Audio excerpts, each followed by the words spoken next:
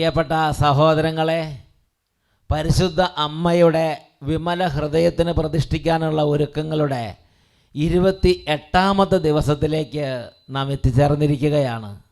ഇന്ന് ഓഗസ്റ്റ് 10. പരിശുദ്ധ അമ്മയോട് പ്രാർത്ഥിച്ച് ശുശ്രൂഷകളിലേക്ക് നമുക്ക് പ്രവേശിക്കാം.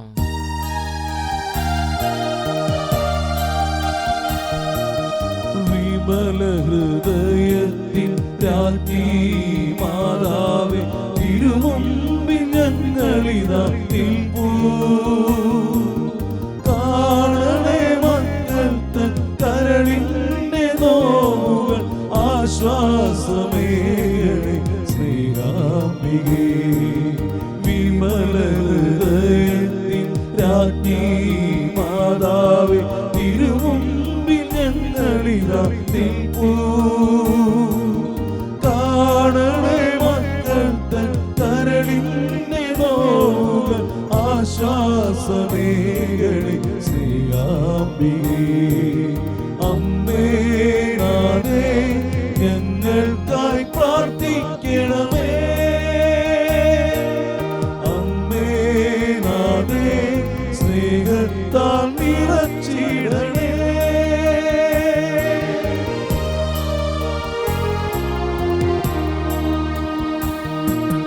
അമ്മേ നിൻ മടിയിലേറി പുത്രനെ ധ്യാനിക്കുവാൻ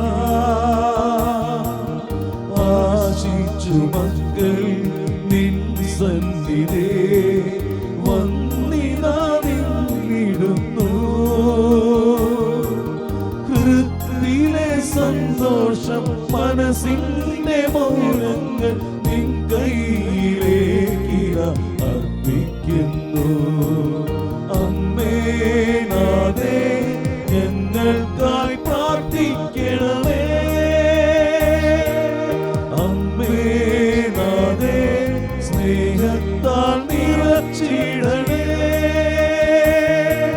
സ്നേഹത്താൽ നിറച്ചിടണേ.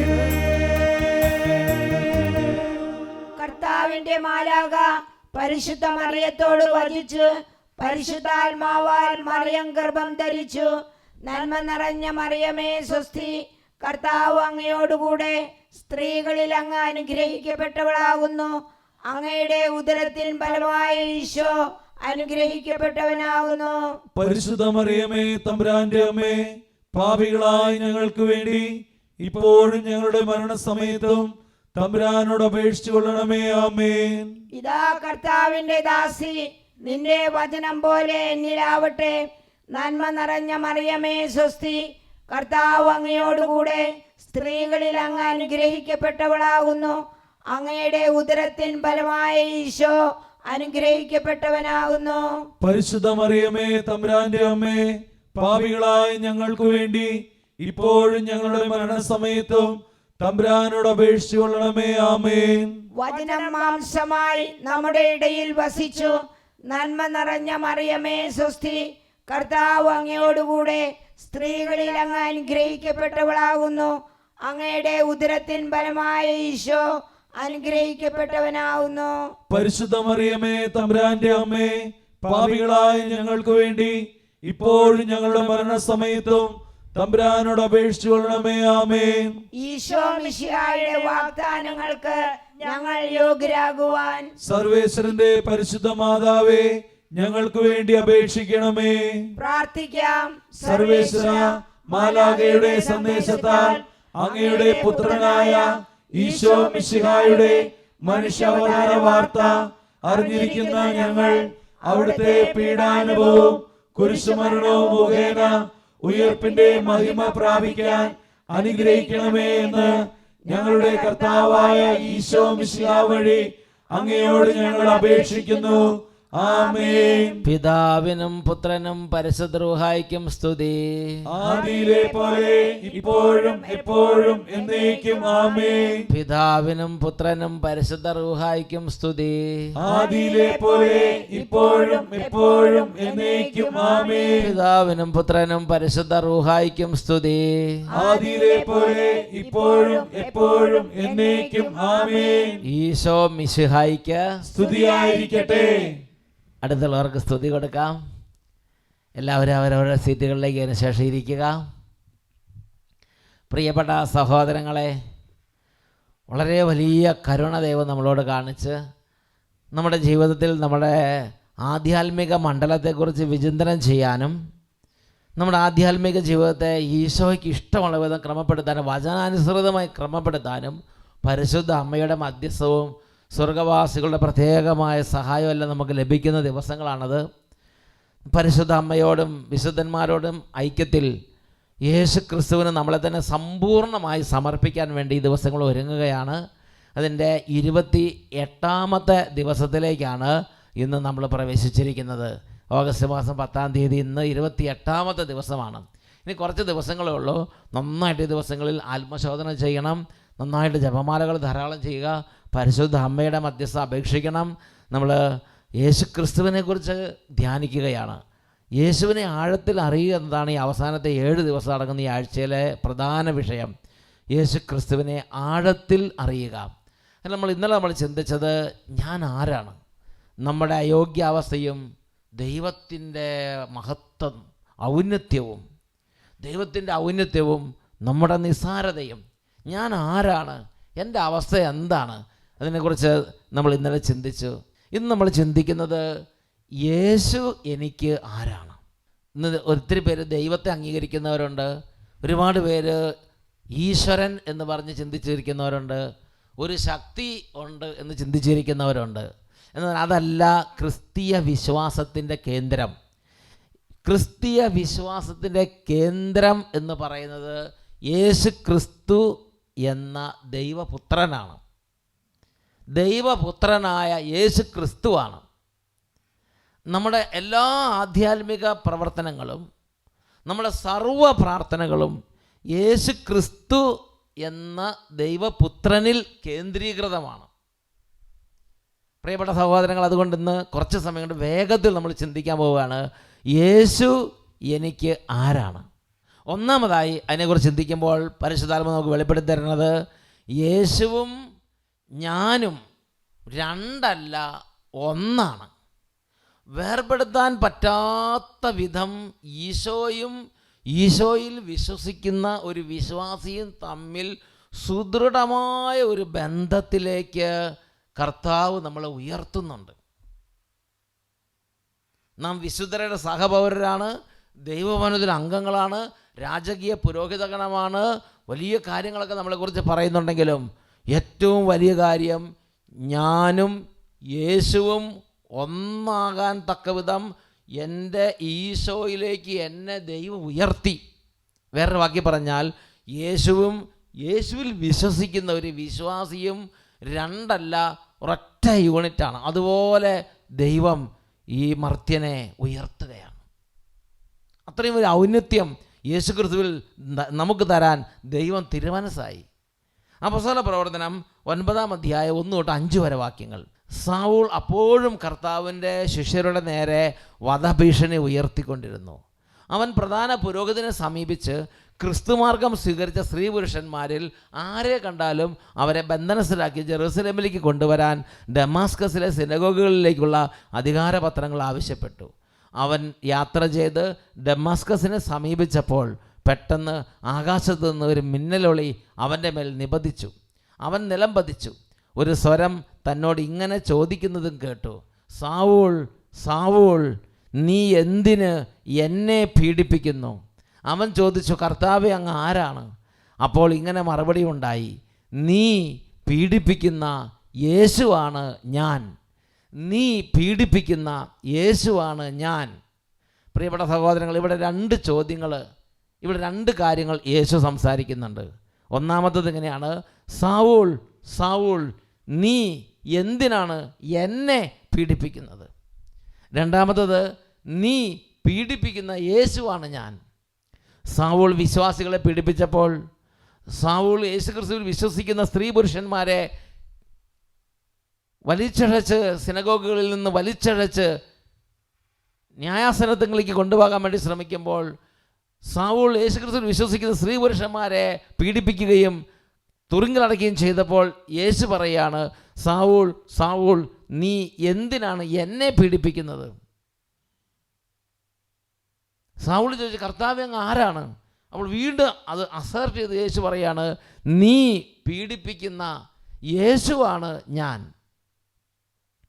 എൻ്റെ പ്രിയപ്പെട്ട സഹോദരങ്ങളെ, യേശു മരിച്ച് ഉയർത്തെഴുന്നേറ്റ് പിതാവിൻ്റെ വലതുഭാഗത്താണ്, സ്വർഗാരോഹണം ചെയ്തു.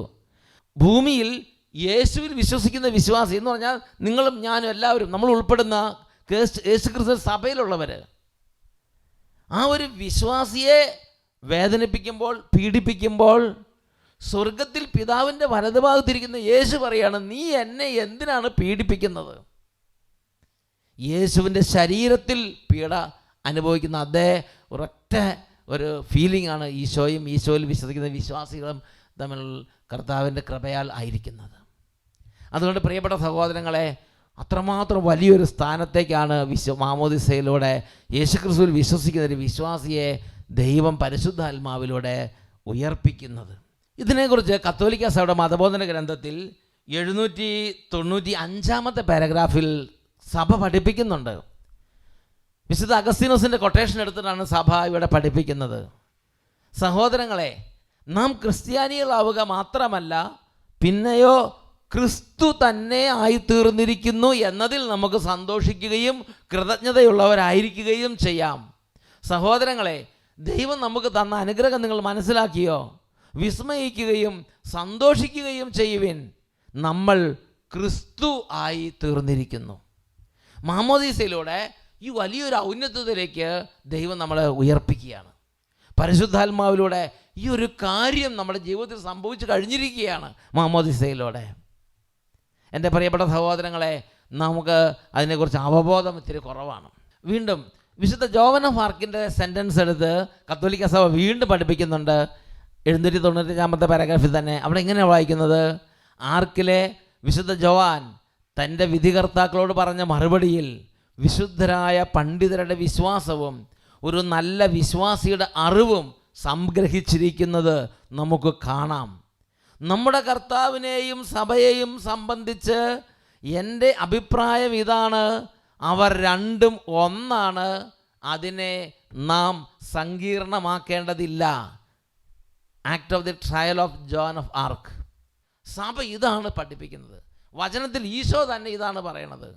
യേശുവും യേശുവിൽ വിശ്വസിക്കുന്ന വിശ്വാസിയും രണ്ടല്ല ഒന്ന്. അത്രയും വലിയ ഐക്യം. ഒരു വിശ്വാസിക്ക് ഒരു ഗ്ലാസ് വെള്ളം കൊടുത്താൽ യേശുവിനാണ് ഒരു ഗ്ലാസ് വെള്ളം കൊടുക്കുന്നത്. ഒരു വിശ്വാസി അല്ലെങ്കിൽ യേശുക്രിസ്തുവിൻ്റെ നാമത്തിൽ വന്ന് ഒരാൾ സംസാരിക്കുമ്പോൾ അത് കേട്ടാൽ യേശുവിനെയാണ് കേൾക്കുന്നത്. നിങ്ങളുടെ വാക്ക് കേൾക്കുന്നവൻ എൻ്റെ വാക്ക് കേൾക്കുന്നു, നിങ്ങളെ നിരസിക്കുന്നവൻ എന്നെ നിരസിക്കുന്നു. എന്നിൽ വിശ്വസിക്കുന്ന ഈ ചെറിയവന് എൻ്റെ ശിഷ്യൻ എന്ന നിലയിൽ ഒരു ഗ്ലാസ് വെള്ളമെങ്കിലും കൊടുത്താൽ സത്യസത്യമായി ഞാൻ നിങ്ങളോട് പറയുന്നു, ഞാൻ അവന് പ്രതിഫലം കൊടുക്കും. അത്രയും ഭയങ്കരമായൊരു ഐക്യമാണ് ഈശോയും ഈശോയിൽ വിശ്വസിക്കുന്ന ഒരു വിശ്വാസിയും തമ്മിലുള്ളത്. ഇനി രണ്ടാമത്തത് എന്താണ്? യേശു എനിക്ക് ആരാണ്? രണ്ടാമത് ഇങ്ങനെയാണ്: യേശു ആണ് എന്നെ അനാദി മുതലേ അറിഞ്ഞ് എന്നെ ഈ ഒരു ഔന്നത്യത്തിലേക്ക് തിരഞ്ഞെടുത്ത് എന്നെ അവിടുത്തോട് കൂടെ ചേർത്തത്. ഞാൻ അവിടുത്തെ കണ്ടുപിടിക്കുകയല്ല ചെയ്തത്, അവിടുന്ന് എന്നെ കണ്ടുപിടിച്ച് എന്നെ ഇഷ്ടപ്പെട്ട് എന്നെ തിരഞ്ഞെടുത്ത് എന്നെ അവിടുത്തോട് കൂടെ ചേർക്കുകയാണ്. ഞാൻ യേശുവിനെ ഇഷ്ടപ്പെടുകയല്ല, യേശു എന്നെ ഇഷ്ടപ്പെട്ട് തിരഞ്ഞെടുക്കുകയാണ്. യേശു എന്നെ തിരഞ്ഞെടുത്തു. വിശുദ്ധ യോഹന്നാന്റെ സുവിശേഷം 15-ാം അധ്യായത്തിൽ 16-ാമത്തെ തിരുലിഖിതം: നിങ്ങൾ എന്നെ തിരഞ്ഞെടുക്കുകയല്ല, ഞാൻ നിങ്ങളെ തിരഞ്ഞെടുക്കുകയാണ് ചെയ്തത്. ഈശോയ്ക്ക് അസന്നിഗ്ധമായി പറയാനുള്ളത് ഇതാണ്: നിങ്ങൾ എന്നെ തിരഞ്ഞെടുക്കുകയല്ല, ഞാൻ നിങ്ങളെ തിരഞ്ഞെടുക്കുകയാണ് ചെയ്തത്. എന്നാണ് നമ്മളെ തിരഞ്ഞെടുത്തത്? നമ്മൾ പഠിപ്പും ഡിഗ്രിയൊക്കെ ആയതിനു ശേഷം ഓക്കെ കൊള്ളാം എന്ന് നമ്മുടെ നന്മ കണ്ടിട്ട് തിരഞ്ഞെടുക്കുകയല്ല. നമ്മുടെ ഈ ഹീന അവസ്ഥ, നമ്മുടെ ഈ നീച അവസ്ഥ, നമ്മുടെ ഈ നിസ്സാരത, നമ്മുടെ ഈ ഒരു വ്രണം പിടിച്ച അവസ്ഥ, ചെളി പന്നിയോട് ഒട്ടിയിരിക്കുന്നതിനേക്കാൾ, ചെളി ആമയോട് ഒട്ടിയിരിക്കുന്നതിനേക്കാൾ ചെളിയോട് പൂണ്ട് കിടക്കുന്ന, ലോകത്തോട് പൂണ്ട് കിടക്കുന്ന അവസ്ഥ അനാദി മുതൽ അറിയാവുന്ന ഈശോ എൻ്റെ ഈ നീചാവസ്ഥ അറിഞ്ഞിട്ട് തന്നെ, എൻ്റെ ഈ റിയൽ അവസ്ഥ അറിഞ്ഞിട്ട് തന്നെ, എൻ്റെ നിസ്സാരത അറിഞ്ഞിട്ട് തന്നെ, ഒന്നുമില്ലായ്മയിൽ നിന്ന് അവിടുന്ന് എന്നെ അവിടുത്തെ അനന്ത സ്നേഹത്താൽ തിരഞ്ഞെടുത്തു. എന്നെ എൻ്റെ കർത്താവ് തിരഞ്ഞെടുത്തത് കൊണ്ടാണ് ഞാൻ ഇന്നെൻ്റെ കർത്താവിനെ അറിയുന്നത്, ഞാൻ ഇന്നെൻ്റെ കർത്താവിനെ നാമം വിളിക്കുന്നത്, ഞാൻ ഇന്നെൻ്റെ കർത്താവിൻ്റെ കൂടെ ആയിരിക്കുന്നത്. അവിടെ നിന്നാണ് ഇങ്ങോട്ട് വന്നത്, അവിടെ നിന്നാണ് എല്ലാം ചെയ്തത്, അവിടെ നിന്നാണ് എനിക്ക് വേണ്ടിയുള്ള എല്ലാ പേയ്മെൻറ്റും കൊടുത്തത്. അവിടെ നിന്ന് എന്നെ തിരഞ്ഞെടുക്കുകയാണ് ചെയ്തത്. ഞാൻ എൻ്റെ ജീവിതം കണ്ടുപിടിക്കുകയല്ല ചെയ്തത്, ഞാൻ എൻ്റെ ജീവിതം അധ്വാനിച്ച് എൻ്റെ ഈശോനെ നേടുകയല്ല ചെയ്തത്, സൗജന്യമായി തന്നതാണ്. ഈ വിളി, ഈ നിയോഗം, ഈ ഔന്നത്യം സൗജന്യമായി തന്നതാണ്. വീണ്ടും റോമാലേഖനത്തിൽ 1-ാം അധ്യായം 6-7 വാക്യങ്ങൾ, യേശുക്രിസ്തുവിൻ്റെ സ്വന്തമാകാൻ വിളിക്കപ്പെട്ടിരിക്കുന്ന നിങ്ങളും അവരിൽ ഉൾപ്പെടുന്നു. അതായത് എന്തിനു വേണ്ടി തിരഞ്ഞെടുത്തത്?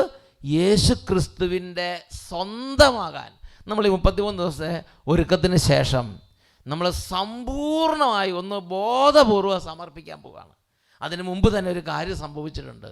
യേശുക്രിസ്തുവിൻ്റെ പൂർണ്ണ മനസ്സോടെ ഇഷ്ടത്തോടെ എൻ്റെ നീചാവസ്ഥ അറിഞ്ഞ് എൻ്റെ ഈശോ എന്നെ തിരഞ്ഞെടുത്തിട്ടുണ്ട്. ഇനി ആ വിളിക്ക് യോഗ്യമാവണ്ണം ജീവിക്കാനുള്ളൊരു വലിയ നിയോഗമുണ്ട്. അത് നമ്മൾ തിരിച്ചറിഞ്ഞ് നമ്മൾ അതുകൊണ്ട് ബോധപൂർവ്വം കർത്താവിന് പറയണം, യെസ് ലോർഡ്, ഞാൻ അങ്ങയുടെ കൂടെ ഇരിക്കാൻ, എനിക്ക് സമ്പൂർണ്ണമായി എന്നെ അങ്ങേക്ക് തരാൻ ആഗ്രഹമുണ്ട്. യേശുക്രിസ്തുവിന് സമ്പൂർണ്ണമായി നമ്മൾ സമർപ്പിക്കാം. അപ്പോൾ ഈശോയുടെ സ്വന്തമായിരിക്കാൻ വിളിക്കപ്പെട്ടവർ എന്നാണ് നമ്മുടെ അടുത്ത്. നിങ്ങളുടെ റോമാലേഖനം 1-ാം അധ്യായം 6-7 വാക്യം നോക്കിയേ. യേശുക്രിസ്തുവിൻ്റെ സ്വന്തമാകാൻ അനാദി മുതലേ അമ്മയുടെ ഉദരത്തിൽ ഉരുവാകുന്നതിന് മുമ്പ് തന്നെ വിളിക്കപ്പെട്ടിരിക്കുന്ന വാത്സല്യ ഭാജനങ്ങളെ, വിശുദ്ധരാകാൻ വിളിക്കപ്പെട്ടവരെ, ദൈവത്തിൻ്റെ സ്വന്തമാകാൻ വിളിക്കപ്പെട്ടവരെ എന്നാണ് അപ്പോസ്തലൻ ഇവിടെ അഭിസംബോധന ചെയ്യുന്നത്. 3-ാമത്തത്, എനിക്ക് യേശു ആരാണ്? എൻ്റെ ഈശോയാണ് എന്നെ ദൈവ പൈതലാക്കുന്നത്. അവിടെ നിന്നാണ് നമ്മളെ ദൈവ മക്കളാക്കുന്നത്. യോഹന്നാൻ്റെ സുവിശേഷം 1-ാം അധ്യായം 12-ാം തിരുലിഖിതം, തന്നെ സ്വീകരിച്ചവർക്കെല്ലാം, തൻ്റെ നാമത്തിൽ വിശ്വസിക്കുന്നവർക്കെല്ലാം ദൈവ മക്കളാകാൻ അവൻ കഴിവ് നൽകി. ദൈവം നമ്മളെ തിരഞ്ഞെടുത്താലും നമ്മളത് അക്സെപ്റ്റ് ചെയ്യണം. ദൈവം തിരഞ്ഞെടുത്ത ഒത്തിരി പേരുണ്ട്, വിളിക്കപ്പെട്ടത് അനേകം അല്ലേ? ദൈവം തിരഞ്ഞെടുത്ത ഒത്തിരി പേരുണ്ട്, വിളിച്ചവർ ഒത്തിരി പേരുണ്ട്. പക്ഷേ അവർ അക്സെപ്റ്റ് ചെയ്യുന്നില്ല. അന്ന് ആ വലിയ വിരുന്ന് ഒരുക്കി യജമാനൻ, വിരുന്നിന് ശേഷം വിരുന്നെല്ലാം തിരഞ്ഞെടുത്ത് ഇൻവിറ്റേഷൻ കൊടുത്തു, അങ്ങനെ വിരുന്നൊരുക്കി. അതിനുശേഷം വിളിക്കപ്പെട്ടവരോട് വരാൻ പറഞ്ഞപ്പോൾ ആരുമില്ല, വിളിക്കപ്പെട്ട ഒരു മനുഷ്യൻ വിരുന്നിലേക്ക് കയറിയില്ല. ഇതുപോലെയാണ് നമ്മൾ. അനാദി മുതൽ ദൈവം നമ്മളെ തിരഞ്ഞെടുത്തു, നമ്മളെ ദൈവത്തിന് സ്വന്തമാകാൻ വിളിച്ചു, യേശുക്രിസ്തുവിൻ്റെ സ്വന്തമാകാൻ വിളിച്ചു. പ്രിയപ്പെട്ട സഹോദരങ്ങളെ, നമ്മളത് അക്സെപ്റ്റ് ചെയ്യണം.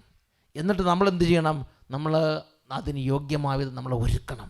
ഈ ദിവസങ്ങളിൽ നമ്മൾ അതാണ് നമ്മുടെ ഭാഗത്തു നിന്നുള്ള ഒരു എഫർട്ട്, നമ്മുടെ സഹകരണം ഇതിനാവശ്യമാണ്. അല്ലാതെ നമ്മൾ ദൈവം തിരഞ്ഞെടുത്ത് നമ്മൾ ഓട്ടോമാറ്റിക്കായിട്ട് കൊണ്ട് സ്വർഗത്തിലേക്ക് പ്രവേശിക്കുമെന്ന് വിചാരിക്കരുത്. നമ്മുടെ മനുഷ്യനെന്ന നിലയിൽ നമ്മുടെ സഹകരണം ആവശ്യം. അതാണ് യോഹന്നാൻ 1:12, തന്നെ സ്വീകരിച്ചവർക്കെല്ലാം സ്വീകരിക്കണം. ആ ഒരു ഇൻസ്പിറേഷൻ സ്വീകരിക്കണം. ഉള്ളിലൊരു തോന്നലായിരിക്കും, എനിക്ക് പോകണം, എനിക്ക് മാമോസം മുങ്ങണം, എനിക്ക് സഭയിൽ ചേരണം, എനിക്ക് നന്നായി വിത്ത് ജീവിക്കണം, എനിക്ക് വചനം പഠിക്കണം, എനിക്ക് ഈശോയെ പ്രസാദിപ്പിക്കണം. അതൊരു തോന്നലായിരിക്കും, അത് ഈശോ തരുന്ന ഇൻസ്പിറേഷനാണ്. അപ്പോൾ തന്നെ സ്വീകരിച്ചവർക്കെല്ലാം, തൻ്റെ നാമത്തിൽ വിശ്വസിച്ചവർക്കെല്ലാം അവൻ വലിയ ഔന്നത്യങ്ങൾ പിന്നെയും നൽകിക്കൊണ്ടിരുന്നു. ഇനി 4-ാമത്തത്, യേശു എനിക്ക് ആരാണ്? 4-ാമത്തെ നമുക്ക് എങ്ങനെയാണ്? നമ്മുടെ കർത്താവിൻ്റെ രക്തമാണ് നമ്മുടെ വിശ്വാസത്തിൻ്റെ അടിസ്ഥാനം. നമ്മുടെ കർത്താവിൻ്റെ രക്തത്താൽ രൂപപ്പെട്ടവരാണ് നമ്മൾ എന്ന് പറഞ്ഞാൽ, നമ്മളെ ദൈവമക്കളാക്കാൻ നമ്മുടെ കർത്താവിൻ്റെ രക്തം കൊണ്ടാണ് നാം പണിതുയർത്തപ്പെട്ടിരിക്കുന്നത്. സീറോ മലബാർ സഭയുടെ ലിറ്റർജിയിൽ, പ്രാർത്ഥനയിൽ, കുർബാനയിൽ ഒരു പ്രാർത്ഥന എന്നെ വളരെ സ്പർശിക്കുന്നുണ്ട്. ആ പ്രാർത്ഥന ഇങ്ങനെയാണ്: കർത്താവേ, അങ്ങയുടെ അഭിഷിക്തൻ കഠിനമായി പീഡകൾ അനുഭവിച്ച് വീണ്ടെടുത്ത പരിശുദ്ധ കത്തോലിക്കാ സഭ അങ്ങയുടേതാണ്. അങ്ങയുടെ അഭിഷിക്തൻ കഠിനമായി പീഡകൾ അനുഭവിച്ച് വീണ്ടെടുത്ത പരിശുദ്ധ കത്തോലിക്കാ സഭ എന്ന് പറഞ്ഞാൽ, ഈശോ കഠിനമായി പീഡകൾ അനുഭവിച്ച് അവിടുത്തെ രക്തം ചിന്തി വീണ്ടെടുത്ത ഒരു ദൈവ പൈതലാണ് ഞാൻ. നമ്മൾ ഓരോരുത്തരും യേശുവിൻ്റെ രക്തത്താലാണ് നാം രൂപപ്പെട്ടത്. യേശുവിൻ്റെ രക്തത്താലാണ് നാം അഭിഷേകം പ്രാപിക്കുന്നത്. പ്രിയപ്പെട്ട സഹോദരങ്ങൾ, ചിന്തിച്ച് നോക്കിയേ, ഈ ഭൂമി ഉണ്ടാകാൻ യേശുവിന് രക്തം ചിന്തേണ്ടി വന്നിട്ടില്ല. ഉണ്ടാകട്ടെ എന്നൊരൊറ്റ വാക്കാൽ ഭൂമി സൃഷ്ടിക്കപ്പെട്ടു. സ്വർഗം ഉണ്ടാകാൻ യേശുവിന് രക്തം ചിന്തേണ്ടി വന്നിട്ടില്ല. സ്വർഗം ഉണ്ടാകട്ടെ എന്ന് പറഞ്ഞു. How the heavenly court came to an existence by a single word from the mouth of God. How this heaven and earth came to an existence by a single word from the mouth of God. ദൈവത്തിൻ്റെ അധരത്തിൽ നിന്നും പുറപ്പെട്ട വചനത്താൽ സർവ്വതും സൃഷ്ടി ചെയ്യപ്പെട്ടു. എന്നാൽ എന്നെ എങ്ങനെയാണ് ദൈവ പൈതലാക്കിയത്? ഞാൻ എങ്ങനെയാണ് യേശു ക്രിസ്തുവിൻ്റെ സ്വന്തമായത്? By his blood. അവൻ്റെ പരിശുദ്ധ രക്തത്താൽ എന്നെ അവൻ ഒരു ക്രിസ്ത്യാനിയാക്കി. അവൻ്റെ വിലയേറിയ രക്തത്താൽ എന്നെ അവൻ്റെ സ്വന്തമാക്കി. ഞാൻ എൻ്റെ യേശുവിൻ്റെ സ്വന്തമായത് അവൻ്റെ വിലയേറിയ രക്തം എനിക്ക് വേണ്ടി ചിന്തിക്കൊണ്ടാണ്. അവൻ്റെ രക്തത്താലാണ് നാം രൂപപ്പെട്ടത്. ഇനി അടുത്തത്, അഞ്ചാമത്തത്, നമ്മുടെ ആത്മീയ ജീവിതത്തിൻ്റെ മുഴുവനും അടിസ്ഥാനമായി നിൽക്കുന്നത് സൽസ്വഭാവമോ സുഹൃതങ്ങളോ പുണ്യങ്ങളോ മറ്റെന്തെങ്കിലും തരത്തിലുള്ള സ്വന്തം അധ്വാനമോ അല്ല.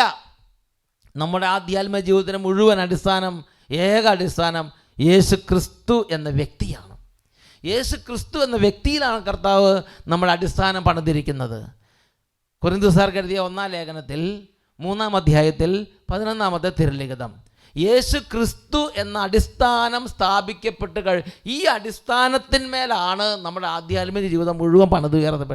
ഒത്തിരി പേര് ഒരു പക്ഷേ നിങ്ങൾ ചുറ്റും കാണുന്ന ഏതെങ്കിലും നല്ല കാര്യങ്ങളിലോ സൽപ്പേരിലോ സൽ സ്വഭാവത്തിലോ വിശുദ്ധി എന്തെങ്കിലും തരത്തിലുള്ള പ്രാർത്ഥന അനുഭവത്തിലോ ആധ്യാത്മികമായ പ്രാർത്ഥന ചില അനുഭൂതികളിലോ ഒക്കെ ആധ്യാത്മിക ജീവിതം പണിതുയർത്തുന്നവരുണ്ട്. എന്ന് അനുഭൂതി പോകുന്നോ അന്ന് ആധ്യാത്മിക ജീവിതം ഇടിഞ്ഞു പൊളിഞ്ഞു വീഴും. എന്ന് പ്രാർത്ഥിക്കാൻ പറ്റാതാകുന്നോ അന്ന് ആധ്യാത്മിക ജീവിതം ഇടിഞ്ഞു പൊളിഞ്ഞു വീഴും. എന്ന് വിശുദ്ധി നഷ്ടപ്പെടുന്നോ അന്ന് ആധ്യാത്മിക ജീവിതം ഇടിഞ്ഞു പൊളിഞ്ഞു വീഴും. പ്രിയപ്പെട്ട സഹോദരങ്ങൾ, നമ്മുടെ സുഹൃതങ്ങളോ നമ്മുടെ എന്തെങ്കിലും തരത്തിലുള്ള പരിശ്രമങ്ങളോ നമ്മുടെ അഭ്യാസങ്ങളോ നമ്മുടെ എന്തെങ്കിലും പുണ്യങ്ങളോ ഒന്നും അല്ല നമ്മുടെ ആധ്യാത്മിക ജീവിതത്തിൻ്റെ ഫൗണ്ടേഷൻ, അടിസ്ഥാനം. യേശു ക്രിസ്തു എന്ന വ്യക്തി എനിക്ക് വേണ്ടി എൻ്റെ നീചാവസ്ഥയിൽ എന്നെ അറിഞ്ഞ് എൻ്റെ നിത്യതയ്ക്ക് വേണ്ടി എൻ്റെ നിത്യജീവന് വേണ്ടി എനിക്ക് വേണ്ടി കുരിശിൽ മരിച്ച് രക്തം ചിന്തിയ എൻ്റെ യേശു ക്രിസ്തുവാണ്. യേശു ക്രിസ്തു എന്ന ദൈവപുത്രനാണ്. എൻ്റെ രക്ഷയ്ക്ക് വേണ്ടി ലോകത്തിലേക്ക് വന്ന ലോകരക്ഷകനായ യേശുവാണ്. എൻ്റെ രക്ഷകനായ യേശുവാണ് എൻ്റെ ആധ്യാത്മിക ജീവിതത്തിൻ്റെ അടിസ്ഥാനം. ഞാൻ തകർന്ന് ഇല്ലാതായാലും ഞാൻ എൻ്റെ രക്ഷകനായ യേശുവിനെ വിളിക്കും. എൻ്റെ രക്ഷകനായ യേശുവിൻ്റെ നാമത്തിലാണ് എൻ്റെ പ്രത്യാശ. എൻ്റെ കഴിവിലോ എൻ്റെ സുഹൃതങ്ങളിലോ എൻ്റെ പരിശ്രമത്തിലോ അല്ല ഞാൻ എൻ്റെ ആധ്യാത്മിക ജീവിതത്തിൻ്റെ അടിസ്ഥാനം വെച്ചിരിക്കുന്നത്. എൻ്റെ ആധ്യാത്മിക ജീവിതത്തിൻ്റെ അടിസ്ഥാനം എന്ന് പറയുന്നത് ഓരോ വിശ്വാസിക്കും പറയാൻ പറ്റണം. എൻ്റെ ആധ്യാത്മിക ജീവിതത്തിൻ്റെ അടിസ്ഥാനം എന്ന് പറയുന്നത് എനിക്ക് വേണ്ടി കുരിശിൽ മരിച്ച എൻ്റെ രക്ഷകനായ യേശു ക്രിസ്തു എന്ന ദൈവപുത്രനാണ്. എൻ്റെ യേശുവാണ് എൻ്റെ അടിസ്ഥാനം. വീണ്ടും അടുത്തത്, ആറാമത്തത്, യേശുവാണ് എന്നിലൂടെ ഫലം പുറപ്പെടുവിക്കുന്നത്. എൻ്റെ പ്രിയപ്പെട്ട സഹോദരങ്ങളെ, നമ്മൾ നമ്മുടെ അഭ്യാസങ്ങളോ നമ്മുടെ എന്തെങ്കിലും തരത്തിലുള്ള സാമർഥ്യമോ അല്ല നമ്മുടെ ആധ്യാത്മിക ജീവിതത്തിൻ്റെ മനോഹാരിത. തായ്തടിയോട് ചേർന്ന് നിൽക്കുന്ന ശാഖ പോലെയാണ് നാം എന്ന് യോഹന്നാൻ്റെ സുവിശേഷം 15-ാമത്തെ അധ്യായത്തിൽ പഠിപ്പിക്കുന്നുണ്ടല്ലോ. അവിടെ പഠിപ്പിക്കുന്നത് എങ്ങനെയാണ്? ഞാനല്ല, യേശുവാണ് എന്നിലൂടെ ഫലം പുറപ്പെടുവിച്ചുകൊണ്ടിരിക്കുന്നത്. അതുകൊണ്ട് നമുക്ക് മേന്മ ഭാവിക്കാൻ ഒന്നുമില്ല. യോഹന്നാൻ്റെ സുവിശേഷം 15-ാം അധ്യായം 4-5 വാക്യങ്ങൾ, നിങ്ങൾ എന്നിൽ വസിക്കുവിൻ, ഞാൻ നിങ്ങളിലും വസിക്കും. മുന്തിരിച്ചെടിയിൽ നിൽക്കാതെ ശാഖയ്ക്ക് സ്വയമേവ ഫലം പുറപ്പെടുവിക്കാൻ സാധിക്കാത്തതുപോലെ എന്നിൽ വസിക്കുന്നില്ലെങ്കിൽ നിങ്ങൾക്കും സാധിക്കുകയില്ല. ഞാൻ മുന്തിരിച്ചെടിയും നിങ്ങൾ ശാഖകളുമാണ്. ആരെന്നിലും ഞാൻ അവനിൽ വസിക്കുന്നുവോ അവൻ ഏറെ ഫലം പുറപ്പെടുവിക്കുന്നു. എന്നെ കൂടാതെ നിങ്ങൾക്ക് ഒന്നും ചെയ്യാൻ സാധിക്കില്ല. എന്നാൽ അതിന് തൊട്ട് മുമ്പുള്ള വാക്യം വായിച്ചു നോക്കിയേ, ആരെന്നിലും ഞാൻ അവനിലും വസിക്കുന്നുവോ അവൻ ഏറെ ഫലം പുറപ്പെടുവിക്കുന്നു. 6-ാമത്തെ വാക്യത്തിൽ പറഞ്ഞ എങ്ങനെയാണ്? എന്നിൽ വസിക്കാത്തവൻ എത്ര വലിയ പുണ്യവാനാണെങ്കിലും എത്ര സുഹൃത്തുക്കളുള്ളവനാണെങ്കിലും എത്ര സാമർഥ്യമുള്ളവനാണെങ്കിലും എത്ര ലോകോത്തര അവാർഡുകൾ നേടിയവനാണെങ്കിലും എന്നിൽ വസിക്കാത്തവൻ മുറിച്ച ശാഖ പോലെ പുറത്തെറിയപ്പെടുകയും ഉണങ്ങിപ്പോവുകയും ചെയ്യുന്നു. അത്തരം കമ്പുകൾ അത്തരം കമ്പുകൾ ശേഖരിച്ച് തീയിലിട്ട് കത്തിച്ച് കളയുന്നു. പ്രിയപ്പെട്ട സഹോദരങ്ങളെ, ഈശോയാണ് നമ്മുടെ ആധ്യാത്മിക ജീവിതത്തിൻ്റെ ഊർജം. ഈശോയാണ് മനോഹാരിത. ഈശോയാണ് ഫലം പുറപ്പെടുവിക്കുന്നത്. എൻ്റെ ആധ്യാത്മിക ജീവിതം, അപ്പോൾ എന്താ നമ്മുടെ ആധ്യാത്മിക ജീവിതത്തിൻ്റെ സാരാംശം? ഈശോയുമായുള്ള പൂർണ്ണ ഐക്യം. തായ്തടിയും ശാഖയും തമ്മിൽ ഒട്ടിയിരിക്കുന്നത് പോലെ ഈശോയുമായി, യേശു ക്രിസ്തുവുമായുള്ള സമ്പൂർണ്ണ ഐക്യം. എത്രമാത്രം അകൽച്ചയുണ്ടോ അത്രയും ഫലം ഉണ്ടായില്ല. മുറിക്കപ്പെട്ട ഒട്ടും ഫലമില്ല. ഉണങ്ങിയ ശാഖ വിറകിന് മാത്രം, അഗ്നിക്ക് വേണ്ടി മാത്രം നിയോഗമുള്ളവർ. ഈശോയുമായുള്ള സമ്പൂർണ്ണ ഐക്യം, ഇതാണ് നമ്മുടെ ജീവിതത്തിൻ്റെ അടിസ്ഥാനം. ഇതാണ് നമ്മുടെ ആധ്യാത്മിക ജീവിതം. ഞാൻ എന്തെങ്കിലും ഫലം പുറപ്പെടുവിക്കും, ഇവിടെ കിടന്ന് അധ്വാനിക്കുക, തലകുത്തി മറി, ഇതല്ല പ്രധാന കാര്യം. ഏറ്റവും പ്രധാന കാര്യം ഈശോയുമായുള്ള സമ്പൂർണ്ണ ഐക്യം. തായ്തടിയും ശാഖയും തമ്മിൽ ഐക്യം പോലെ. തുടർന്ന് ഏഴാമത്തത്, നമ്മുടെ കർത്താവിൻ്റെ രക്തമാണ് എല്ലാ പാപത്തിൽ നിന്നും നമ്മെ ശുദ്ധീകരിക്കുന്നത്. നമ്മൾ പാപങ്ങൾ വന്ന് വിഷമിക്കുമ്പോൾ വേദനിക്കരുത്. കാരണം എന്താ? തളരരുത്, നിരാശപ്പെടരുത്, പുറകോട്ട് പോകരുത്. കർത്താവ് പറയുകയാണ്, ഞാനാണ് നിന്നെ വിശുദ്ധീകരിക്കുന്ന കർത്താവ്. അവിടുത്തെ രക്തമാണ് എന്നെ കഴുകുന്നത്. 1 യോഹന്നാൻ 1-ാം അധ്യായം അതിൽ 7-ാമത്തെ തിരുലിഖിതം.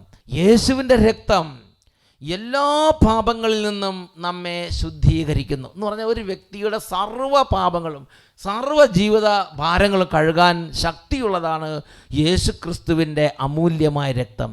എൻ്റെ സർവ്വ അശുദ്ധിയിൽ നിന്നും കഴുകാൻ ശക്തിയുള്ളതാണ് യേശുവിൻ്റെ അമൂല്യ രക്തം. വെളിപാടിൻ്റെ പുസ്തകം 1-ാം അധ്യായം 6-ാമത്തെ വാക്യം, നമ്മെ സ്നേഹിക്കുകയും സ്വന്തം രക്തത്താൽ നമ്മെ പാപത്തിൽ നിന്നും മോചിപ്പിക്കുകയും സ്വപിതാവായ ദൈവത്തിൻ്റെ രാജ്യവും പുരോഹിതരും ആക്കുകയും ചെയ്തവന് മഹത്വം, പ്രതാപം. അവിടുത്തെ നാമത്തെ ആരാധിക്കുകയാണ്. അടുത്ത എട്ടാമത്തെ നമ്മൾ വായിക്കുന്നത് എങ്ങനെയാണ്? നമ്മുടെ കർത്താവിൻ്റെ ശരീരവും രക്തവും നമുക്ക് ഭക്ഷണം. നമ്മുടെ കർത്താവിൻ്റെ ശരീരവും രക്തവും നമ്മുടെ ഭക്ഷണം. യോഹന്നാൻ്റെ സുവിശേഷം 6-ാം അധ്യായം 55-ാം തിരുലിഖിതം, എൻ്റെ ശരീരം യഥാർത്ഥ ഭക്ഷണമാണ്, എൻ്റെ രക്തം യഥാർത്ഥ പാനീയവുമാണ്. യേശുവിൻ്റെ ശരീരം യഥാർത്ഥ ഭക്ഷണം, യേശുവിൻ്റെ രക്തം യഥാർത്ഥ പാനീയം. വിശുദ്ധ മത്തായിയുടെ സുവിശേഷം അതിൽ 26-ാം അധ്യായം 26-ഉം 27-ഉം തിരുലിഖിതങ്ങൾ, അവർ ഭക്ഷിച്ചുകൊണ്ടിരിക്കുമ്പോൾ യേശു അപ്പമെടുത്ത് ആശീർവദിച്ച് മുറിച്ച് ശിഷ്യന്മാർക്ക് കൊടുത്തുകൊണ്ട് അരുളി ചെയ്തു, വാങ്ങി ഭക്ഷിക്കുവിൻ, ഇത് എൻ്റെ ശരീരമാണ്.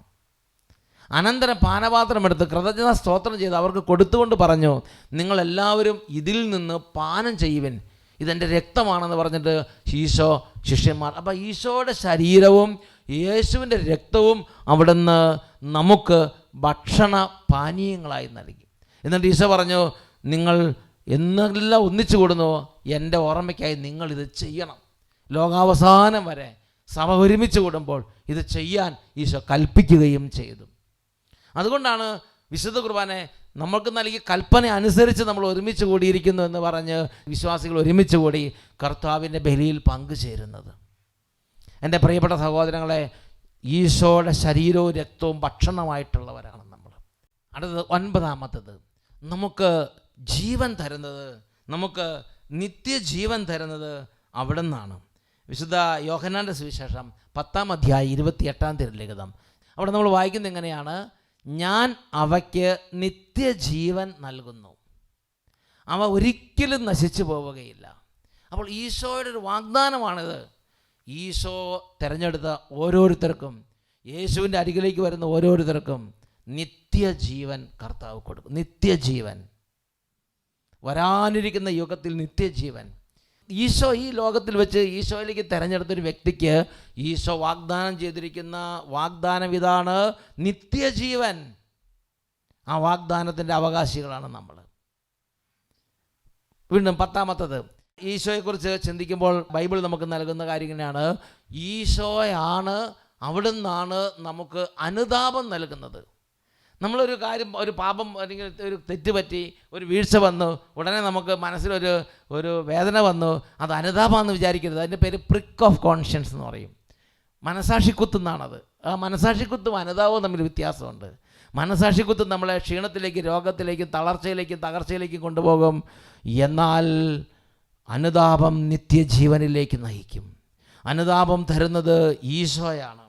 വിശുദ്ധ ലിഖിതത്തിൽ അപ്പസ്തോല പ്രവർത്തനം 5-ാം അധ്യായം 31-ാമത്തെ തിരുലിഖിതം, ഇസ്രായേലിന് അനുതാപവും പാപമോചനവും നൽകാൻ ദൈവം അവനെ നാഥനും രക്ഷകനുമായി ഉയർത്തി. നാഥനും രക്ഷകനും, അതായത് എന്താ? അനുതാപവും പാപമോചനവും അവൻ്റെ നാമത്തിൽ വർഷിക്കപ്പെടും. അനുതാപം ഇല്ലാത്ത ഒരാൾ ഈശോയെന്ന് വിളിക്കണം. യേശുവിൻ്റെ നാമത്തിൽ അനുതാപവും പാപമോചനവും പ്രഖ്യാപിക്കപ്പെട്ടിട്ടുണ്ട്. അത് നമുക്ക് വാഗ്ദാനമുള്ളതാണ്, നമുക്ക് കിട്ടും. ചോദിക്കണം. 11-ാമത് ഈശോയുടെ വലിയ ഔന്നത്യം, നമ്മളുടെ ജീവിതവുമായിട്ട് ബന്ധപ്പെട്ട ഈശോയുടെ വലിയ ഔന്നത്യമാണ് അവിടെ നിന്നാണ് നമുക്ക് സമാധാനം നൽകുന്നത്. യോഹന്നാൻ്റെ സുവിശേഷം 14-ാം അധ്യായം 27-ാമത്തെ തിരുലിഖിതം, ഞാൻ നിങ്ങൾക്ക് സമാധാനം തന്നിട്ട് പോകുന്നു, എൻ്റെ സമാധാനം ഞാൻ നിങ്ങൾക്ക് നൽകുന്നു. ലോകം നൽകുന്നത് പോലെയല്ല ഞാൻ നൽകുന്നത്. നിങ്ങളുടെ ഹൃദയം അസ്വസ്ഥമാകണ്ട. ഈശോ പറയാണ്, അതായത് ഞാനാണ് നിങ്ങളുടെ സമാധാനം. ഞാൻ നിങ്ങൾക്ക് സമാധാനം തന്നിട്ട് എൻ്റെ സമാധാനം ഞാൻ നിങ്ങൾക്ക് തരുന്നു. ലോകത്തിൻ്റെ സമാധാനം പോലെയല്ല. നമ്മുടെ ലോകത്തിൻ്റെ സമാധാനം എങ്ങനെയാണ്? ജോലി കിട്ടുമ്പോൾ ഒരു സമാധാനം കിട്ടും നമ്മൾ വിചാരിക്കും. കടം വീട്ടിയാൽ സമാധാനമാകുമെന്ന് വിചാരിക്കും. നല്ല മാർക്ക് വാങ്ങി ആർക്കെങ്കിലും സമാധാനമുണ്ട്. മാർക്ക് വാങ്ങി കഴിയുമ്പോൾ അടുത്ത പ്രശ്നമാകും. കല്യാണം കഴിയുമ്പോൾ സമാധാനമാകുമെന്ന് വിചാരിക്കും. അത് കഴിയുമ്പോൾ അതിൻ്റെ അടുത്ത പ്രശ്നം വരും. ലോകം തരുന്നത് പോലെയല്ല ഞാൻ നിങ്ങൾക്ക് തരുന്ന സമാധാനം. എൻ്റെ സമാധാനം ഞാൻ നിങ്ങൾക്ക്. ഈശോ തന്നെയാണ് നമ്മുടെ സമാധാനം. ഈശോയാണ് നമ്മുടെ നിത്യജീവൻ. ഈശോയാണ് നമ്മുടെ മാർഗം. ഈശോയാണ് നമ്മുടെ വഴി. വീണ്ടും 12-ാമത്തത്, ഈശോയിലുള്ള ജീവിതത്തിൻ്റെ ഉറവിടം അവിടുന്ന് തന്നെയാണ്. നമ്മുടെ വിശ്വാസത്തിൻ്റെ ഉറവിടവും വളർച്ചയും അതിൻ്റെ പൂർണ്ണതയും അവിടുന്ന് തന്നെയാണ്. 1 കൊറിന്തോസ് 1-ാം അധ്യായം 30-31 തിരുലിഖിതങ്ങൾ, യേശു ക്രിസ്തുവിലുള്ള നിങ്ങളുടെ ജീവിതത്തിൻ്റെ ഉറവിടം അവിടുന്നാണ്. യേശു ക്രിസ്തുവിലുള്ള നിങ്ങളുടെ ജീവിതത്തിൻ്റെ ഉറവിടം അവിടുന്നാണ്. ഈശോ തന്നെയാണ് നമ്മുടെ ജീവിതത്തിൻ്റെ ആരംഭം. എന്ന് പറഞ്ഞാൽ നമ്മൾ ഇച്ചിരി തളർന്ന് വിഷമിച്ചിരിക്കുകയാണെങ്കിലും കർത്താവ് തന്നെ നമ്മളെ ജീവിതത്തിൽ ഒരു കൃപ വർഷിച്ച് കർത്താവിനെ അന്വേഷിക്കാനൊരു ദാഹം നമ്മുടെ ഉള്ളിലുണ്ടാവും. ഒരുപക്ഷെ നിങ്ങൾ ഒത്തിരി പേര് ഒരിക്കൽ പോലും നിങ്ങൾ ആഗ്രഹിച്ചിട്ടുണ്ടല്ലോ, പക്ഷേ വിവിധ സാഹചര്യങ്ങൾ വഴി നിങ്ങൾ കർത്താവിലേക്ക് എത്തിച്ചേർന്നു. നിങ്ങൾ കർത്താവിനെക്കുറിച്ച് കേട്ടു, കർത്താവിനെ അറിഞ്ഞു, കർത്താവിനെ രക്ഷകനും നാഥനുമായി ഹൃദയത്തിൽ സ്വീകരിച്ചു. പ്രിയപ്പെട്ട സഹോദരങ്ങൾ, ദൈവത്തിൻ്റെ പ്രവർത്തനമാണ് അത്. യേശുക്രിസ്തു തന്നെ നമുക്ക് വേണ്ടി ഇടപെട്ടതാണത്. അതുകൊണ്ടാണ് പറഞ്ഞത്, യേശുക്രിസ്തുവിലുള്ള നിങ്ങളുടെ ജീവിതത്തിൻ്റെ ഉറവിടം അവിടുന്ന് തന്നെയാണ്. അനാദി മുതലേ അവിടുന്ന് ഓൾറെഡി നിങ്ങളെ തിരഞ്ഞെടുത്തിരുന്നു. സമയത്തിൻ്റെ പൂർണ്ണതയിൽ അവിടുന്നിലേക്ക് എത്തിച്ചേരാൻ അവിടുന്ന് തന്നെ സാഹചര്യം ഒരുക്കി. തീരുമാനം എടുക്കേണ്ടത് നമ്മളാണെന്നുള്ളൂ. പക്ഷെ അവിടുന്ന് എല്ലാം ഒരുക്കി, എല്ലാം നമുക്ക് വേണ്ടി അവിടുന്ന് ക്രമപ്പെടുത്തി തരികയാണ്. അടുത്തത് 13, നമ്മുടെ വിശ്വാസത്തിന് നാഥനും അതിനെ പൂർണ്ണതയിൽ എത്തിക്കുന്നവനും നമ്മുടെ കർത്താവ് തന്നെയാണ്. നമ്മുടെ വിശ്വാസത്തിന് ഉറവിടം അവിടുന്നാണ് വിശ്വാസം തരുന്നത്. ആ വിശ്വാസത്തെ പൂർണ്ണതയിൽ എത്തിക്കുന്നതും നമ്മുടെ കർത്താവായ ഈശോ തന്നെയാണ്. ഹെബ്രായ ലേഖനം 12-ാം അധ്യായത്തിൽ 2-ാമത്തെ വാക്യം, നമ്മുടെ വിശ്വാസത്തിൻ്റെ നാഥൻ എന്ന് പറഞ്ഞാൽ തരുന്നത്, അതിൻ്റെ ഉറവിടം, അത് തുടക്കക്കാരൻ. നമ്മുടെ വിശ്വാസത്തിൻ്റെ നാഥനും അതിനെ പൂർണ്ണതയിൽ എത്തിക്കുന്നവനുമായ യേശുവിനെ മുന്നിൽ കണ്ടുകൊണ്ട് വേണം ഓടാൻ. അപ്പോൾ എന്താ, ഈ വിശ്വാസ ജീവിതത്തെ സംബന്ധിച്ച് നമ്മൾ കാണുന്ന മറ്റ് കാര്യങ്ങളെ പോലെ അല്ല അത്. അതിൻ്റെ ഉറവിടം ഈശോയാണ്. അത് നമുക്ക് തരുന്നത് ഫ്രീ ഗിഫ്റ്റാണ്. ഈശോ തന്നെ ദാനമായി തരുന്നതാണ്. അതിനെ വളർത്തുന്നതും ഈശോയാണ്. അതിനെ പൂർണ്ണതയിൽ എത്തിക്കുന്നതും ഈശോയാണ്. ഈശോയോടുള്ള ബന്ധം ഇല്ലെങ്കിൽ ഇതെല്ലാം കരിഞ്ഞു പോകും. ഈശോയുള്ള ബന്ധം ശരിക്കും സുദൃഢമായ ബന്ധം, ഈശോയുള്ള ബന്ധം ശരിക്കും ഇല്ലെങ്കിൽ കുളിച്ച പന്നി വീണ്ടും ചെളിയിലേക്ക് എടുത്തു ചാടുന്ന പോലെ ആയിരിക്കും. നായ ഛർദ്ദിച്ചു തന്നെ വീണ്ടും അന്വേഷിച്ച് പോകുന്ന സ്ഥിതിയാവും. ഈശോയാണ് അതിനെ പൂർണ്ണത. ഈശോയെ മുറുകെ പിടിക്കണം, ഈശോയെ ആശ്രയിക്കണം, ഈശോയുള്ള ബന്ധം സുദൃഢമാക്കണം. ഒരിക്കലും ഈശോയിൽ ഒരല്പം പോലും ഈശോയിൽ നകന്നു പോകാതിരിക്കാനുള്ള നിതാന്ത ജാഗ്രത നമ്മുടെ ജീവിതത്തിൽ നമ്മളിൽ നിന്ന് നമ്മുടെ കർത്താവ് പ്രതീക്ഷിക്കുന്നുണ്ട്. തുടർന്ന് 14-ാമത്തെ കാര്യം, അവനിൽ സർവ്വ സമ്പൂർണതയും നിവസിക്കണമെന്നുള്ളത് ദൈവത്തിൻ്റെ തിരുച്ചിത്തമാണ്. ഒരു വിശ്വാസിയെ സംബന്ധിച്ചുള്ള ഒരു വിശ്വാസിയെ സംബന്ധിച്ച് മാത്രമല്ല, സൃഷ്ടപ്രപഞ്ചത്തെ സർവസമ്പൂർണതയും യേശുക്രിസ്തു എന്ന വ്യക്തിയിൽ ആയിരിക്കണമെന്നുള്ളതാണ് പിതാവായ ദൈവത്തിൻ്റെ തിരുഹിതം. കൊളോസ്സസ് ലേഖനത്തിൽ 1-ാം അധ്യായം 19-ാം തിരുലിഖിതം, അവിടെ നമ്മൾ കാണുന്നത് എങ്ങനെയാണ്? എന്തെന്നാൽ അവനിൽ സർവസമ്പൂർണതയും നിവസിക്കണമെന്ന് ദൈവം തിരുമനസ്സായി. തുടർന്ന് നമ്മൾ താഴ്ത്തേക്ക് കാണുന്നത് എങ്ങനെയാണ്? അന്ധകാരത്തിൻ്റെ ആധിപത്യത്തിൽ നിന്ന് നമ്മളെ പ്രകാശത്തിലേക്ക് കൊണ്ടുവന്ന്, മരണത്തിൻ്റെ താഴ്വരയിൽ നിന്ന് ജീവനിലേക്ക് കൊണ്ടുവന്നത് ഈശോയിലൂടെയാണ്. ഈശോയാണ് നമ്മുടെ രക്ഷയും പാപമോചനവും. അവിടെ നിന്നാണ് അദൃശ്യനായ ദൈവത്തിൻ്റെ ദൃശ്യമായ രൂപവും എല്ലാ സൃഷ്ടികൾക്കുമ്പോൾ ആദിജാതനും.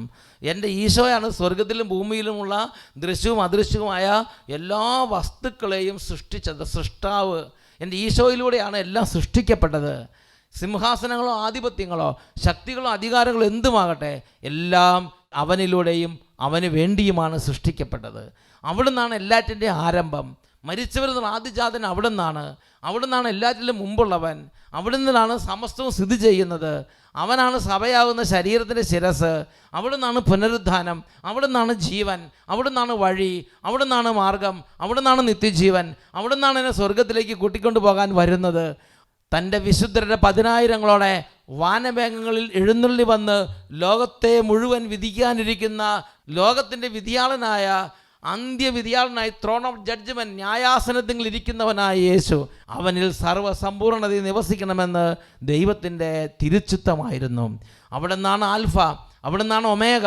സ്വർഗത്തിലും ഭൂമിയിലുമുള്ള എല്ലാറ്റിൻ്റെയും മേൽ സർവ്വ അധികാരവും പിതാവായ ദൈവം യേശുവിന് നൽകി. ഈ യേശുവാണ് നമ്മുടെ വിശ്വാസത്തിൻ്റെ ഉറവിടം, നമ്മുടെ വിശ്വാസത്തെ വളർത്തുന്നത്, നമ്മുടെ വിശ്വാസത്തെ അതിൻ്റെ പൂർണ്ണതയിൽ എത്തിക്കുന്നത്. ഈ യേശുവിനോട് ആരെങ്കിലും അല്പം ഒന്ന് മാറി നിന്നാൽ മുറിക്കപ്പെട്ട ശാഖ പോലെ, തീക്ക് മാത്രം ഉപകരിക്കുന്ന ശാഖ പോലെ, ഒന്നിനും കൊള്ളാത്ത ശാഖ പോലെ, ഉണങ്ങിയ വിറക് പോലെയായിത്തീരുന്നു.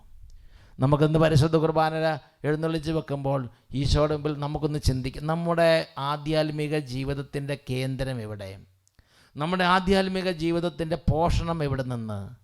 നമ്മുടെ ആധ്യാത്മിക ജീവിതത്തിൻ്റെ ഉന്മേഷ ഊർജ്ജസ്വലത എവിടെ നിന്ന്? യേശുക്രിസ്തു എന്ന വ്യക്തിയുമുള്ള ബന്ധത്തിൽ നിന്നാണോ? നമ്മൾ ചെയ്തുകൊണ്ടിരിക്കുന്ന ചില കർമ്മങ്ങളും ക്രിയകളും, നമ്മൾ ചെയ്തുകൊണ്ടിരിക്കുന്ന ചില അനുഷ്ഠാനങ്ങളിൽ നിന്നാണോ? അല്ലെങ്കിൽ നമ്മൾ ചെയ്തുകൊണ്ടിരിക്കുന്ന ചില പുണ്യങ്ങളാണോ നമ്മുടെ ഊർജ്ജസ്വലതയും ഓജസ്സും തേജസ്സും എന്ന് ചിന്തിക്കണം. യേശുക്രിസ്തു എന്ന വ്യക്തി അല്ലെങ്കിൽ മണൽപ്പുറത്ത് ഭവനം പണിത വിവേകശൂന്യനായ മനുഷ്യന് തുല്യനായിരിക്കും. യേശുക്രിസ്തു എന്ന വ്യക്തിയാണെങ്കിൽ എന്തൊക്കെ വീഴ്ച വന്നാലും അവൻ പറയും, എൻ്റെ പുണ്യമോ എൻ്റെ യോഗ്യതയല്ല, എൻ്റെ ഈശോയാണ് എൻ്റെ അടിസ്ഥാനം, എൻ്റെ ഈശോയിൽ എനിക്ക് രക്ഷയുണ്ട്. ഒരിക്കലും തളരാതെ കഴുകനെ പോലെ അവൻ ചിറകടിച്ചുയരും. നമുക്ക് പ്രാർത്ഥിക്കാം.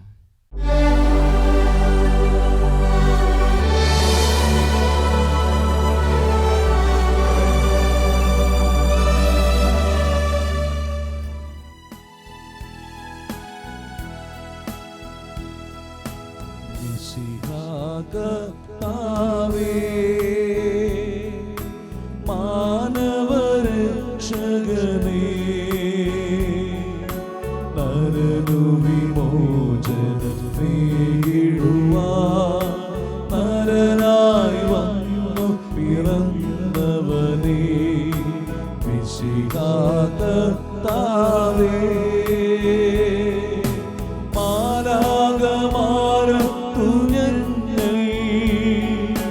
പാടിപ്പുകഴ്ത്തുന്നു നിന്നെ. പരിശുദ്ധൻ പരിശുദ്ധൻ കർത്താവേ, നീ പരിശുദ്ധൻ. മിശിഹാ കർത്താവേ, അഖില ലോക നായക വാഴ്ത്തിടുന്നു ഈശോനാഥാ, പുകഴ്ത്തിടുന്നു ഞങ്ങൾ. നീയല്ലോ ശരീരങ്ങൾ ഉയിർപ്പേകുന്നു, നീ തന്നെ ആത്മാവിനു രക്ഷയേകുന്നു.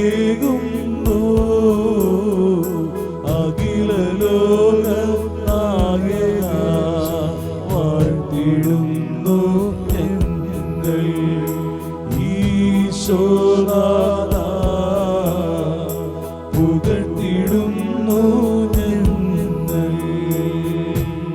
രണ്ട് കരങ്ങൾ ഉയർത്തി ദിവ്യകാരുണ്യ ഈശോയെ കുറച്ച് നേരം നമുക്ക് ആരാധിക്കാം.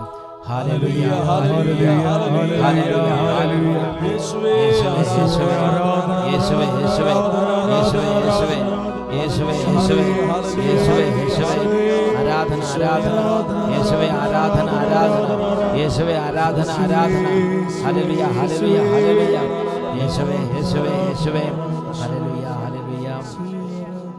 വിശ്വാസ പ്രമാണം ഭക്തിപൂർവം ജപിച്ച് ചൊല്ലി നമുക്ക് പ്രാർത്ഥിക്കാം. സർവശക്തനായ പിതാവും ആകാശത്തിന്റെയും ഭൂമിയുടെയും സൃഷ്ടാവുമായ ദൈവത്തിൽ ഞാൻ വിശ്വസിക്കുന്നു. അവിടുത്തെ ഏകപുത്രനും ഞങ്ങളുടെ കർത്താവുമായ ഈശോ മിശിഹായിലും ഞാൻ വിശ്വസിക്കുന്നു.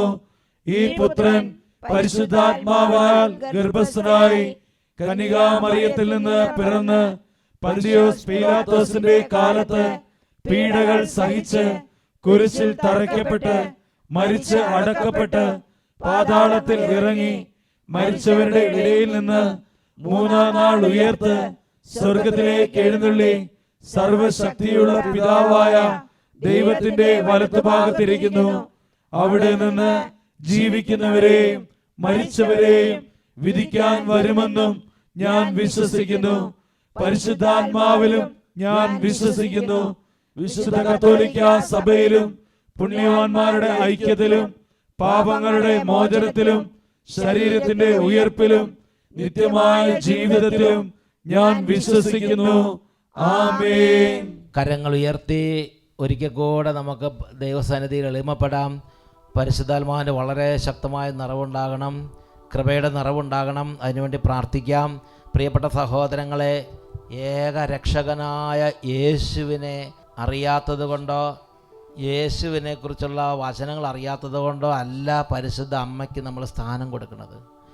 ലോക ചരിത്രത്തിൽ പരിശുദ്ധ അമ്മയെ സ്നേഹിച്ച വിശുദ്ധന്മാരുടെ ജീവിതത്തിലെല്ലാം അവർ ഹൃദയത്തിൽ ഒന്നാം സ്ഥാനം ഈശോയ്ക്ക് കൊടുത്ത് ഈശോയെ ആരാധിക്കുന്നവരായിരുന്നു, ഈശോയെ പ്രഘോഷിക്കുന്നവരായിരുന്നു.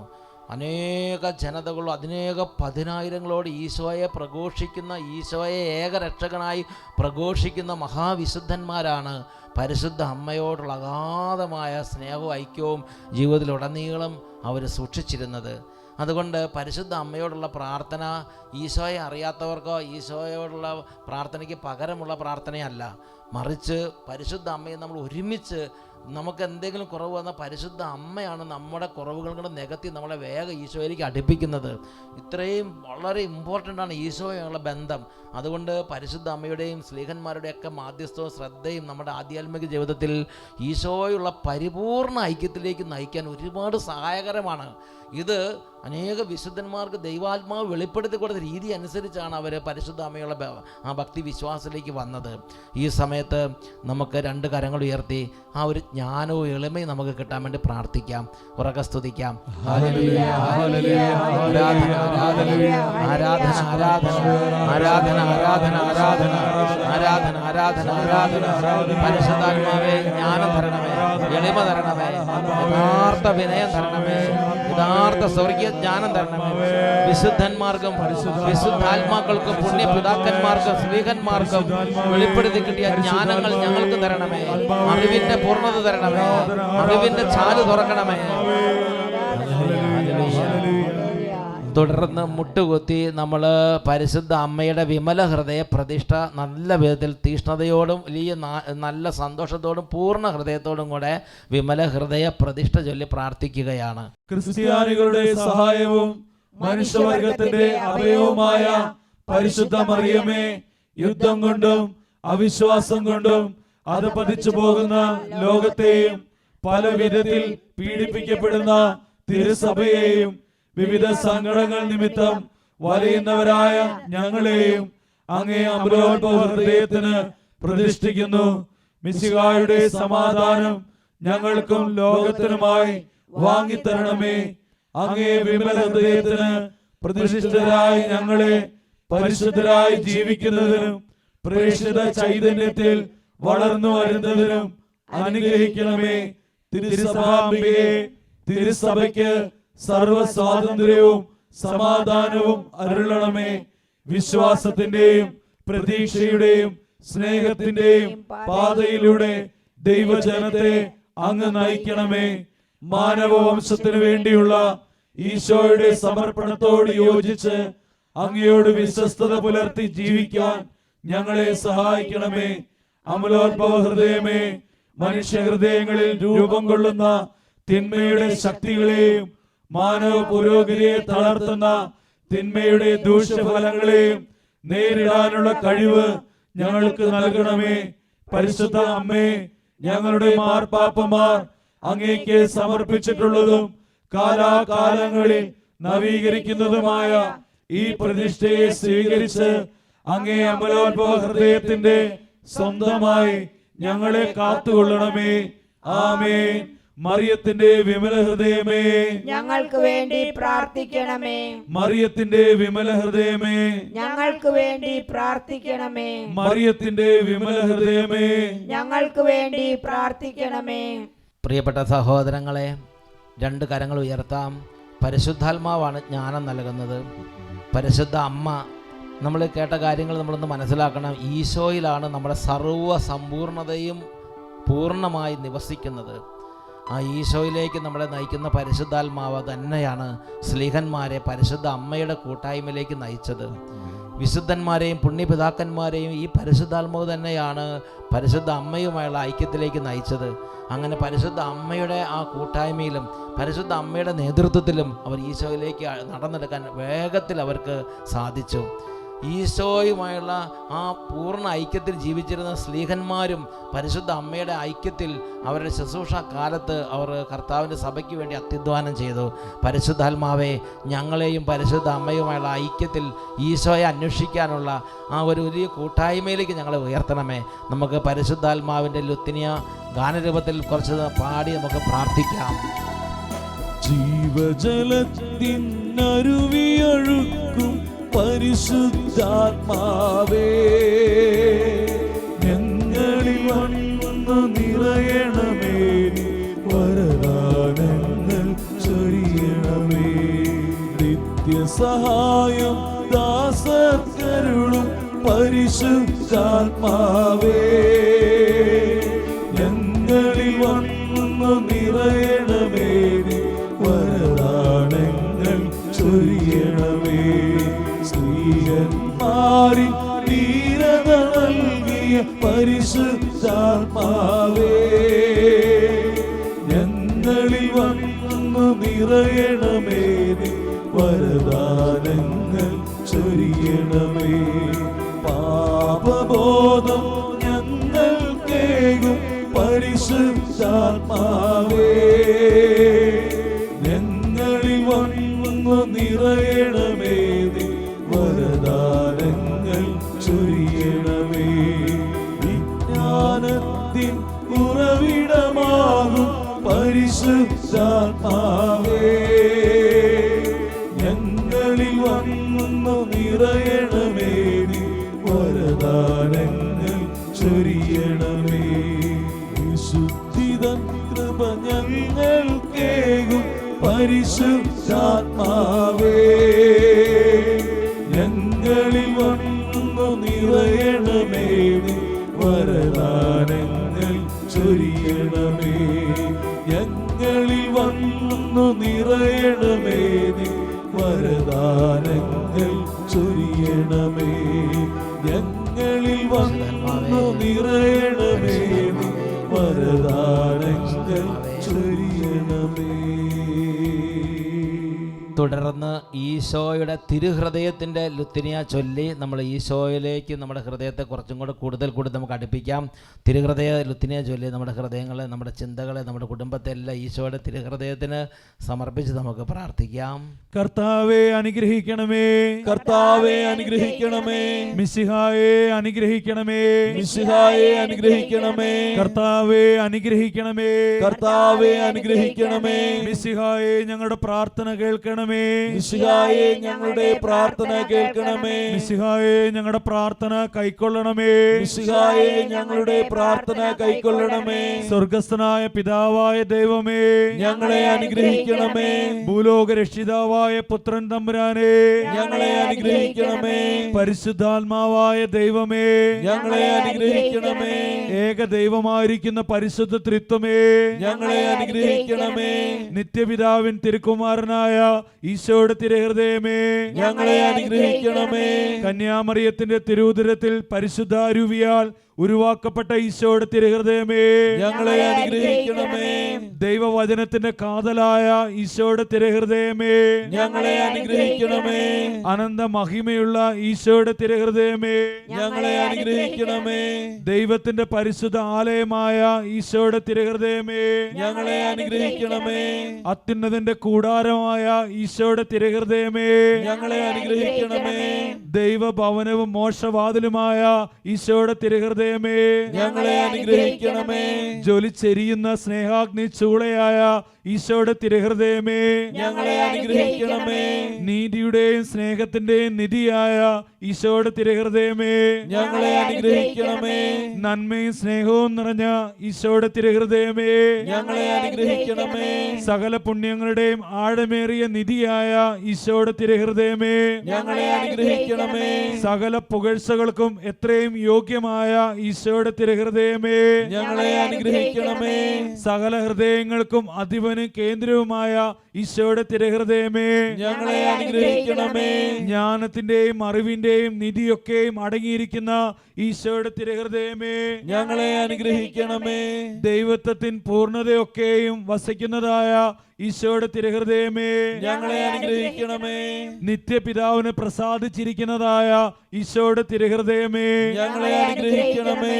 ഞങ്ങൾക്കെല്ലാവർക്കും സിദ്ധിച്ചിരിക്കുന്ന നന്മകളുടെ സമ്പൂർണ്ണ നിധിയായ ഈശോയുടെ തിരുഹൃദയമേ, ഞങ്ങളെ അനുഗ്രഹിക്കണമേ.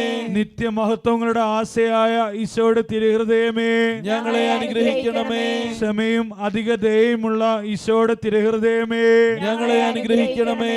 അങ്ങേ കൃപ യാചിക്കുന്ന സകലരെയും ഐശ്വര്യപ്പെടുത്തുന്ന ഈശോയുടെ തിരുഹൃദയമേ, ഞങ്ങളെ അനുഗ്രഹിക്കണമേ. ജീവന്റെയും വിശുദ്ധിയുടെയും ഉറവയായ ഈശോയുടെ തിരുഹൃദയമേ, ഞങ്ങളെ അനുഗ്രഹിക്കണമേ. ഞങ്ങളുടെ പാപങ്ങൾക്ക് പരിഹാരമായിരിക്കുന്ന ഈശോയുടെ തിരുഹൃദയമേ, ഞങ്ങളെ അനുഗ്രഹിക്കണമേ. നിന്ദകളാൽ പൂരിതമായ ഈശോയുടെ തിരുഹൃദയമേ, ഞങ്ങളെ അനുഗ്രഹിക്കണമേ. ഞങ്ങളുടെ അക്രമങ്ങൾ നിമിത്തം തകർന്ന ഈശോയുടെ തിരുഹൃദയമേ, ഞങ്ങളെ അനുഗ്രഹിക്കണമേ. മരണത്തോളം കീഴ്വഴങ്ങിയ ഈശോയുടെ തിരുഹൃദയമേ, ഞങ്ങളെ അനുഗ്രഹിക്കണമേ.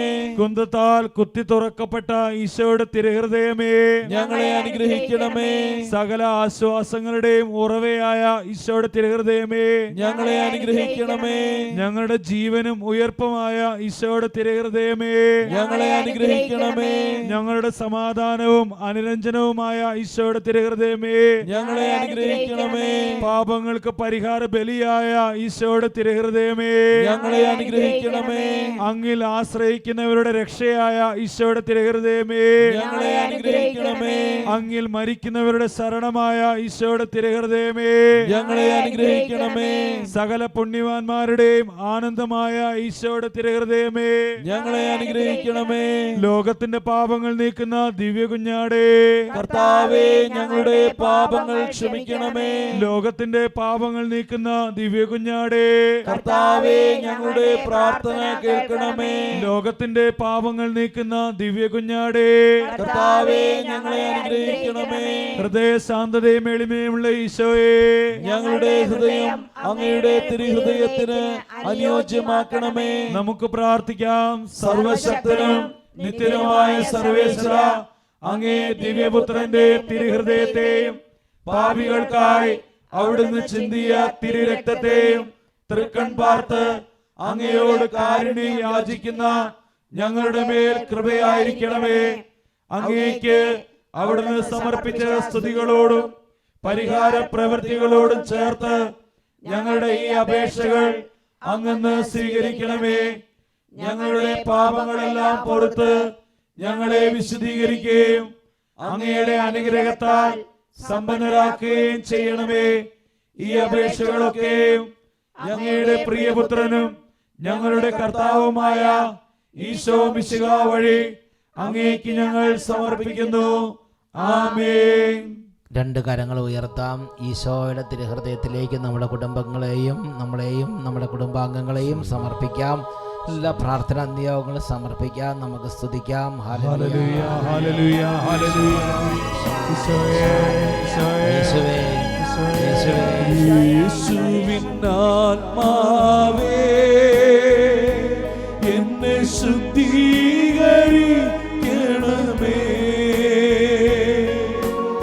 യേശുവിൻ ശരീരമേ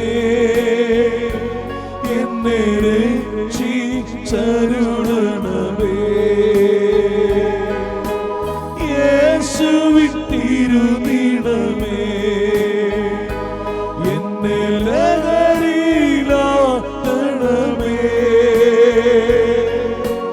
യേശുവിൻ ഹൃദയജലമേ എന്നെ നിത്യം കഴുകണമേ.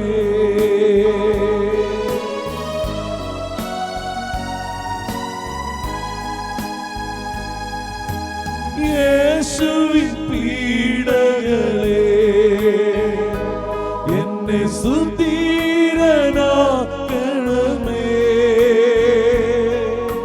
നന്മത തിറകുടമേ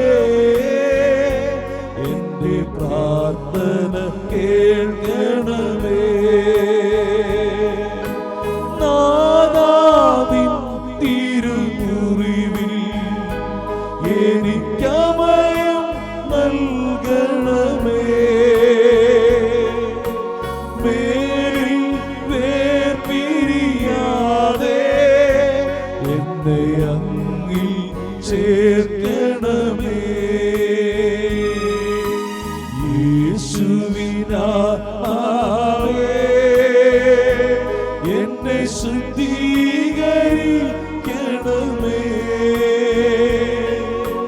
യേശുവിൻ ശരീരമേ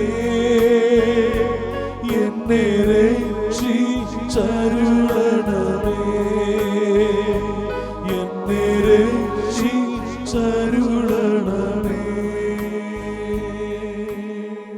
തുടർന്ന് ദിവ്യകാരുണ്യ ആശീർവാദ സമയമാണ്.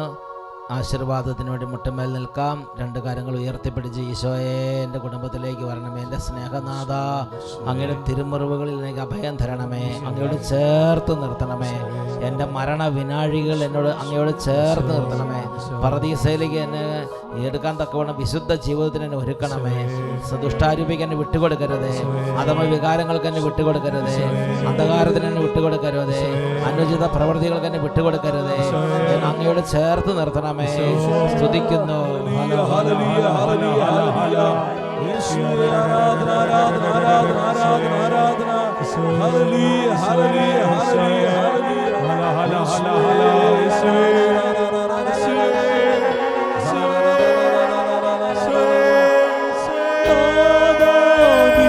തിരുമുറിവിൽ എനിക്കഭയം നൽകണമേ. മേലിൽ വേർപിരിയാതെ എന്നെ അങ്ങിൽ ചേർക്കണമേ.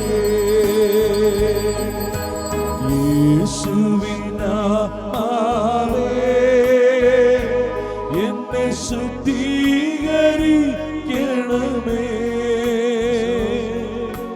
യേശുവിൻ ശരീരമേ എന്നെ രക്ഷിച്ചരുളണമേ.